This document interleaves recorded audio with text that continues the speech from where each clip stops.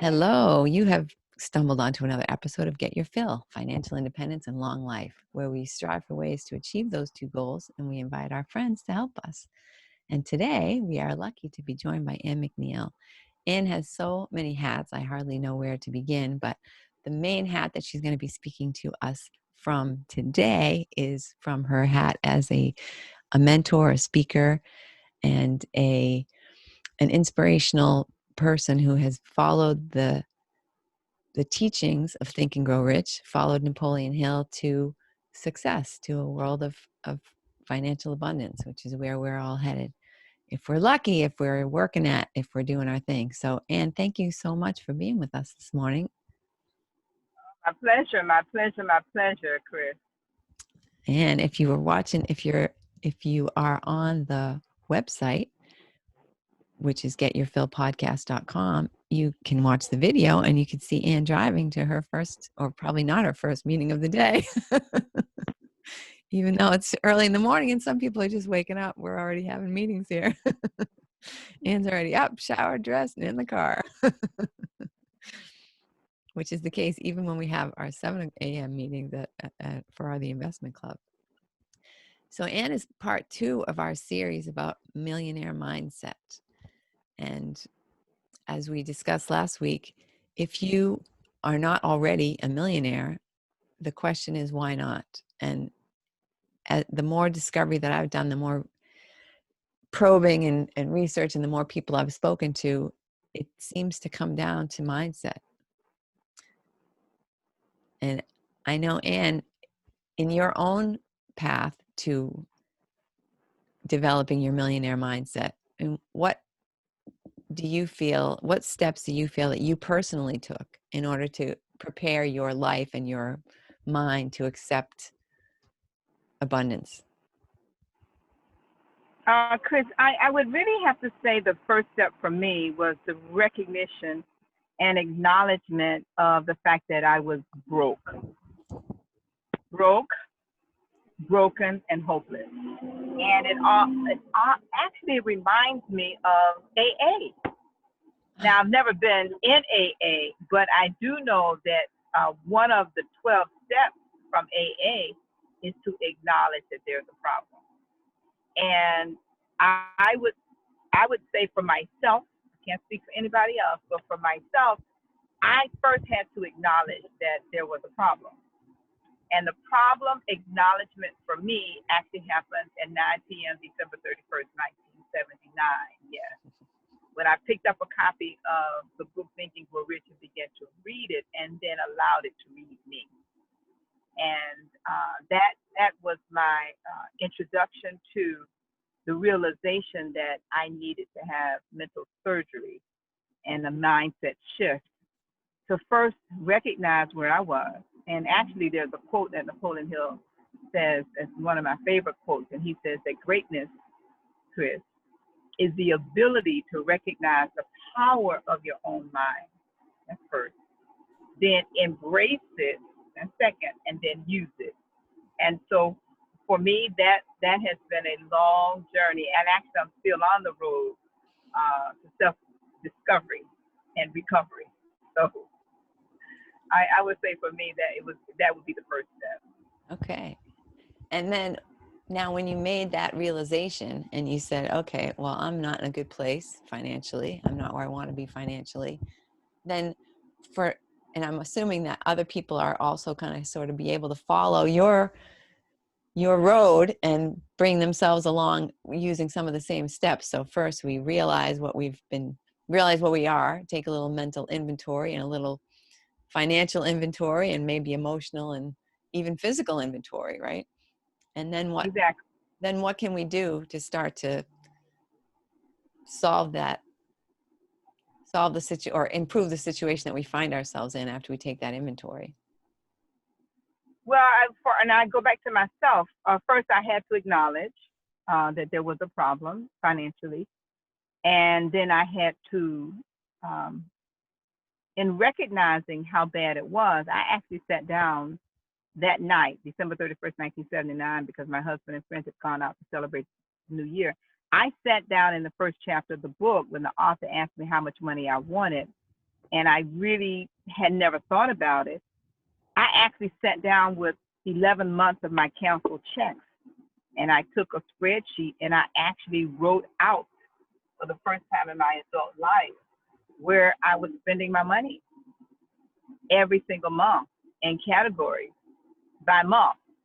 And when I did that exercise, of course, it gave me a clearer picture of where the money was going, the recognition and the fact that it was not enough money. But then as time grew, I realized it's always enough because it's not what we make, it's what we do with what we make. But unfortunately for myself, I owned property, rental property, and I was not requiring the people to move because I was enabling people trying to be nice. And the downside of that enabling was the fact that I was settled with the debt that they were not paying the rent. And so I was, allowing people to live for free. So there are just different decisions in life that when we do that self-discovery and that recovery, if you will, and that self-inventory you mentioned, a lot of things come up from our past, from my past in particular, and it helps us to really see who we really are, not who we think we are, not who others think we are, but who we really, really are. And that whole process, I do believe that everyone has to take that journey. First one step and then another, and you don't really see the end because it's just really one step at a time. And so I think the second step in this process then is really deciding how much money you really want. And oftentimes people would say to me, "Oh, well, I don't want any money. I want to be a philanthropist and all of that." And I quietly listen until they're done, and I share with them. Then make the money and give it away. It's not so much the money we make; is who we become in the process of making the money. And that I think money cannot buy, because the self-discipline, the self-respect, the self-confidence, the self-image, and all of those things that are required to make, certain amounts of money. Now, if your amount of money is very low, then, you can do that. You can continue to do that right where you are without any real effort. But if you choose to make more, be more, and do more, I think that it requires an additional amount of effort that oftentimes we don't recognize. And then when we do recognize the requirements, we may not be willing to do the work. So those would just be my thoughts about the second step. And just to go back to where you were, a lot of people would have looked at you, I'm sure, and said, well, here's this person who owns multiple rental properties, who's in a certain lifestyle, and thought that you already were enjoying that success. Would you agree with that? Sure, of course. And they did, but it's all relative. Right. Yeah, I think that in life, we really find that it is really a matter of what do you think in terms of, are you really being and doing all that you really can do? Because the only competition that we have really is within ourselves. That really is the only competition that we have. Yeah, that's true. That's true. But that's part of the figuring that out is also part of what you discover on the journey, no? Absolutely. And it's a daily journey. Actually, it's a daily journey. And once we realize that it's not a destination, Chris, it's a journey, then there is just continual growth. But you have to continue to raise the bar. And I think what happens oftentimes as we talk about mindset, one of my favorite books is entitled Life is Tremendous by Charlie Tremendous Jones. And he says, you and I will be the same in 5 years as we are today, except for two things: the books we read and the people we meet.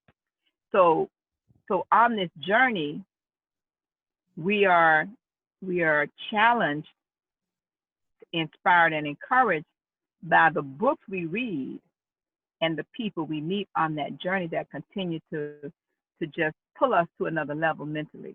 And that mental level then requires additional skills, platforms, different things that we need to learn to be, do, and have. Yes, and I'm very grateful to have met you in be one of the people who I know to help me elevate myself to the next level. Thank you for being in my life. No, well, Chris, I would say the same for me, because you've done the same for me. And so I think that iron sharpens iron. Iron cannot sharpen paper. And so in our life, we are attracted to people like magnets or demagnetized by some spirits. And one of my other books shares that we should always try the spirit by the spirit. And so with that thought in mind, we're talking about mindset, but mindset is also a spirit. So I'd like to encourage your listeners to think about how sometimes, and ask yourself the question, why is it sometimes, and I'll ask you this question, have you ever met somebody that you can't really put your finger on it, you can't really put words to it, but they just didn't sit with your spirit. They, for some reason, not a lot of words were spoken. So it was not the words that they spoke, but it was just something about them that you just could not put your finger on. That is the power of the spirit. And then on the converse, there are people that you meet and you can't explain why. You just connect like a magnet. Yeah. You know, it doesn't have anything to do with male, female attraction, anything like that. But it's a spirit connecting with a like spirit. And so that is, I think, another part of that mindset shift that oftentimes we don't think about because we can't really quantify it or qualify it. I definitely had that experience before. I can think of a person who was coming to the house to do some work. And as I was getting near the door, I already didn't like them. And I thought, oh my goodness, I'm having this reaction. This person, I haven't even laid eyes on them yet. And I just felt this negative energy almost, coming through the door at me. And sure enough, but it's good to be aware of that, right? It's good to be tuned in to our instincts, I guess you would call them.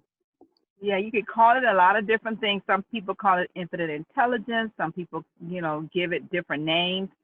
But the point is, it exists, and if we ignore it, then we shorten shorten our success, if you will, and really we really don't connect with the true quality of life that we could experience if, in fact, we begin to study that part of our life. And it's very amazing, and it's unexplainable, but it's amazing. So back to your journey. Now you've got your spreadsheet, you've got your sort of your, I guess you could call it a line in the sand where you know exactly where you stand. And now you need to move forward. And what was your next step?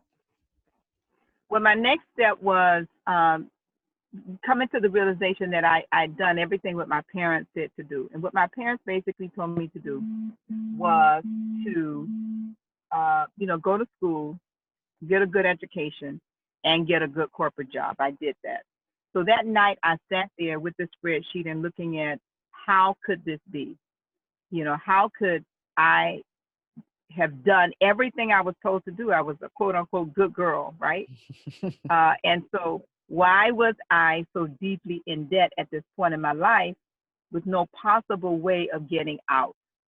And so I just sat there actually, and I decided that night that I was going to write out how I could make my life better. Maybe I need to get another job. And so I decided, when I went through the questions that Napoleon Hill asked me that night in chapter 1 and the chapter on desire, he asked me how much money I wanted. And as the night went on, I began to attempt to answer the question. And I said $1,000. He asked me what was I going to do in return for the money. I didn't have another answer other than to say to save the money, which I learned later was not a good answer because I couldn't save money I didn't have. But the third question he asked me was about what date. I figured a date a year in advance of the date that I was in, which would have been December 31st, 1980. And then he asked me a question that I am still answering to this day. He asked me to write a detailed action plan of exactly how I was going to get that money. And that, Chris, was the beginning of a new beginning for me, because as I sat there and I went through my mind to ask the questions, I said to myself in my mind, uh, uh, I want $1,000 saved a year. Okay, how much can I save each week or each month? And then I went through my mind. I said, I make this much, I had a number in my mind. I spend this much, I had a number in my mind, and I got a negative number. So I refused to believe that. So I got a sheet of paper. I mean, you borrow from Peter to pay Paul. You already know that. So it's not like this is new, but to see it in print, you see. Yeah. To see it in print. And so I went through that entire exercise by calculating the numbers, writing it out. And after a couple of hours of trying to convince myself of something that did not exist, I just began to cry. And I cried because I felt hopeless. And I thought to myself, I got a good corporate job, and being Black and female, I was born during a time. Where my mom, I remember my mom uh, riding in the back of the bus, holding my hand. I mean, I'm old enough to remember riding in the back of the bus because of that time. And I also remember as a young person at that time being young enough to benefit from the 1964 Civil Rights Act that gave me a right to work in the corporate world. So I was one of those first generation people working in corporate. So I had that good corporate job. So I did all the right things. And I thought, and I've been told, if you just do the right thing, the money will come. But I was never told that I had to have a certain, that there should be a number. And so that whole mindset shifting for me that night just really revolutionized my thinking into a new journey. And so I'm sitting there crying now. My husband and my friends come home. I'm sitting there crying. He thinks I'm crying over him because it's like 4:00 in the morning, New Year's. And so I sat there and I let him think that that's what I was crying about. But the next day, Chris, I got up, and I'll fast forward the story in terms of my journey. But I got up the next day and I continued to read that book. And then I came upon the chapter that talked about start a mastermind group. Never heard of it, didn't know what it was, and I didn't know any better. And he gave me the instructions what to do. Get a like-minded person, like-spirited, and you serve as an accountability. So I started giving the book away. I would not recommend that. But anyway, I started giving the book away to friends, birthdays, marriages, divorces, baby showers. I gave the book for every reason. Graduations, everybody got a book. And eventually, some of my friends started reading the book, and we started talking about it. And one thing led to another. We started meeting on a Saturday morning at 7 a.m. 10 straight years, 52 weeks, there was a meeting. And as we would read, we began to read other books. And then we began to write our goals. And slowly, each of us began to achieve that which we wrote, that which we desired. And that's how that journey began. And now to fast forward now, Chris, 30 years later, I did save that $1,000 a year, and eventually $1,000 a month, and then eventually $1,000 a week saved. And so now my new goal now is I just added one word to my new affirmation years ago, which was the word passive.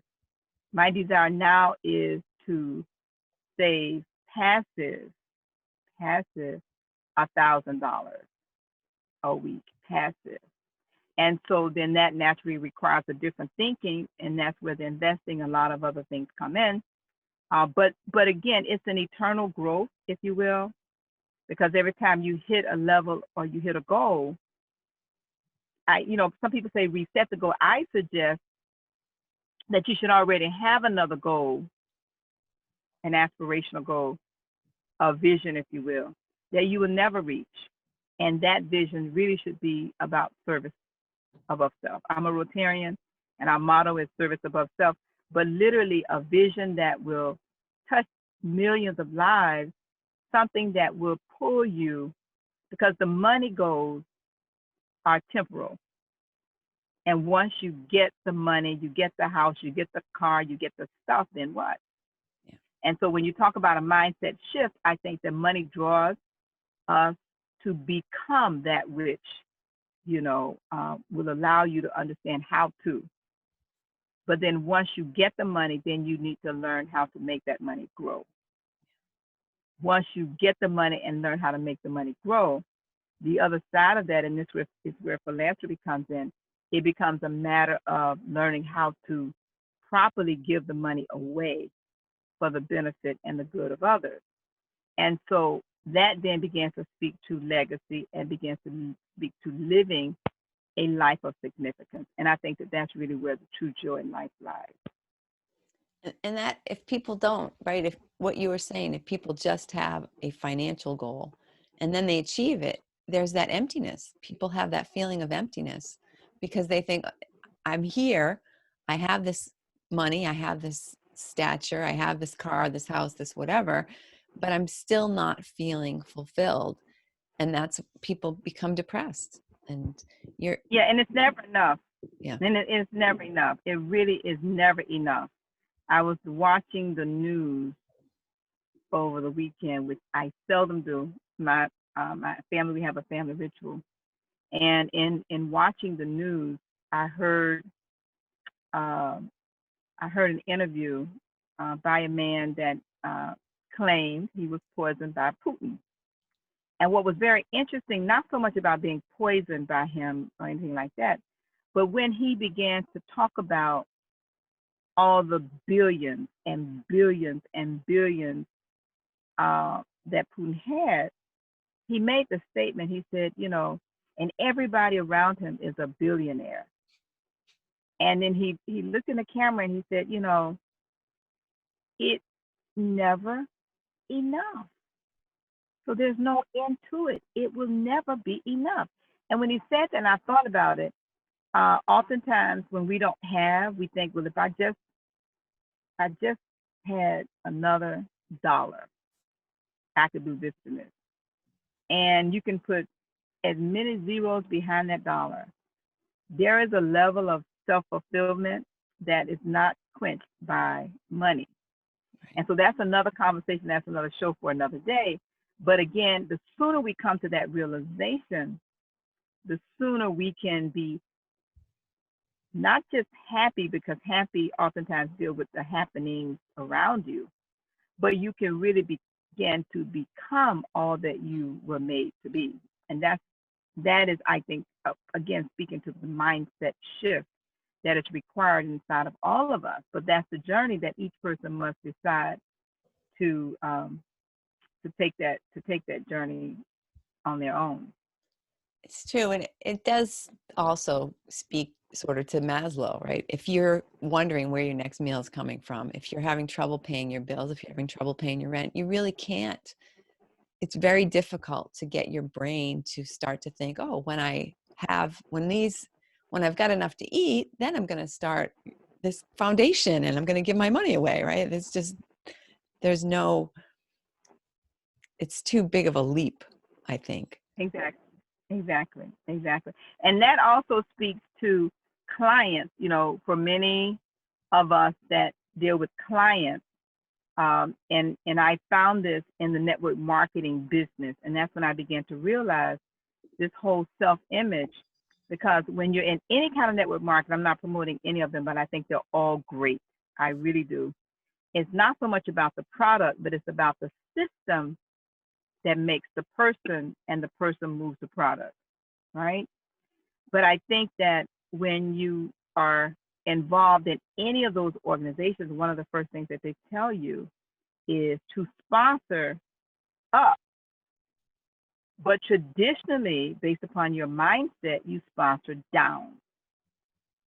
Because if your self-image is not at the level to where you're comfortable in talking to somebody that has a lot more than you have, whatever that quote unquote is, then you're not going to feel comfortable and have the self confidence to know it's okay that I share this program or this product or this plan with you, and therein lies uh, the difference between success and failure. And the same in business, because regardless of what kind of business that we have, if our self-image is not high enough, we're not going to feel comfortable talking to certain people. Right. And those certain people, really, at the end of the day, they're just regular people.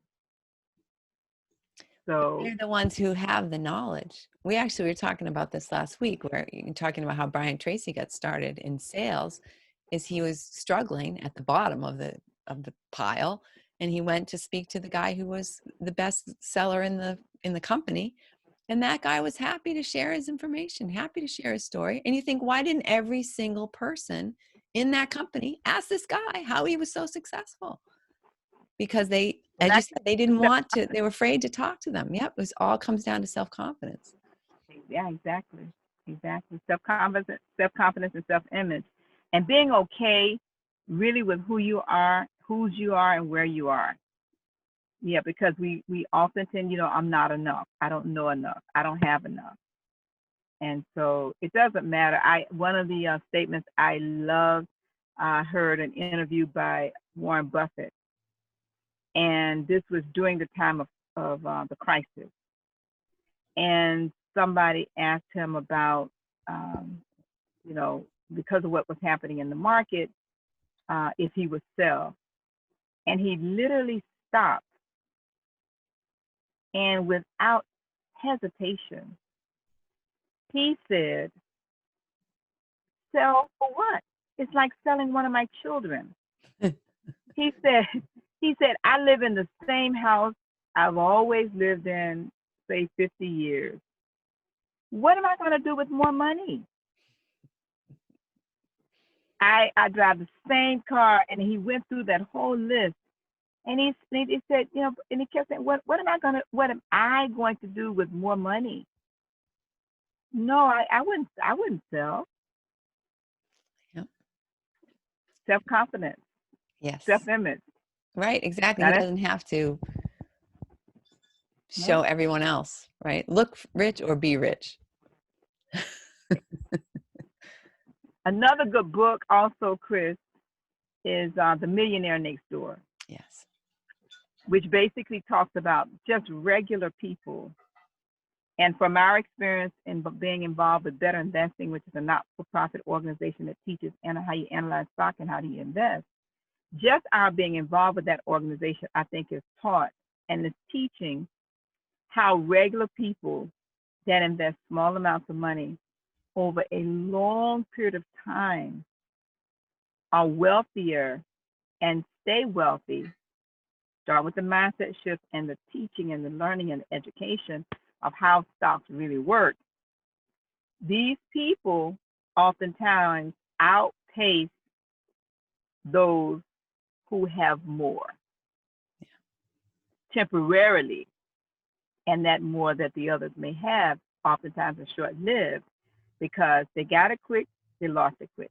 Right. They didn't develop the mindset along the way that you need in order to hang on to it. Exactly. And I think of myself when I had a corporate job at one time and was making good money, and I was investing it, but I just couldn't, somehow I just always managed to get rid of it. Right? I didn't accumulate it. I just always managed to get rid of it because why? Because I didn't feel worthy, or I didn't want to rise to a certain level. I didn't want to outpace myself. I just wasn't mentally ready to be financially successful, even though like with you, the corporate world is giving you money, but you're managing to get rid of it just as fast as you get it. Right? Exactly. Yeah. Exactly. And it takes me back to AA. You have to acknowledge that there is a problem.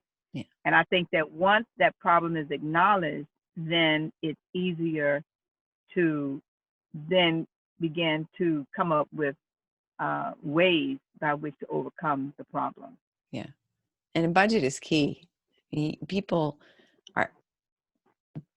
get rid of money in so many little tiny ways, right? When you start to add up how much you spent on coffee, how much you spent on lunch, how much you spent on cable television and all these other things that you may not be getting as much joy from as you would if you were just investing that money and waiting Exactly. 10 years and then allowing the dividends to pay all those little, to buy you coffee every day, for example. Exactly. Exactly. Yeah. Exactly. So Anne, I know you have another meeting coming up. Do you have any parting words to share with us? Well, Chris, I think you already know I am a I am a strong supporter of thinking and growing richer. And really, I mean, it's the foundation upon which the philosophy of personal achievement is built upon. So regardless of what books, there's so many wonderful books out there that talks about a mindset shift. One of my other favorites, naturally, sorry about that. One of my other favorite books, naturally, is the Bible, in terms of the biblical principles that a lot of success is built upon. So simple, but so profound. But I really would encourage everybody, at the end of the day, have a dream, something that you can aspire to be, to do, to have, that will pull you forward and pull you up in times of challenge, in times of struggle and hardship. Because at the end of the day, the bills are not going to motivate us to do more, to have more and be more. And I just believe that it's possible for each and every one of us to achieve that which we can quantify, we can measure, and also be held accountable for. So finally, in closing, I would encourage everybody, get an accountability partner. And if you're looking, you can always check me out at annmcneill.com and we can connect. But I really do believe that there should be a higher level of accountability for everybody on whatever your goals are. So those are my thoughts on the mindset. And thank you very, very much for sharing your morning with us today. Thank you. Thank Nice you. to see your Anytime. smiling face first thing in the morning. Anytime. Anytime. My pleasure. My pleasure. Thank you. Thank you. We'll talk to you soon. All right. All right. Thanks.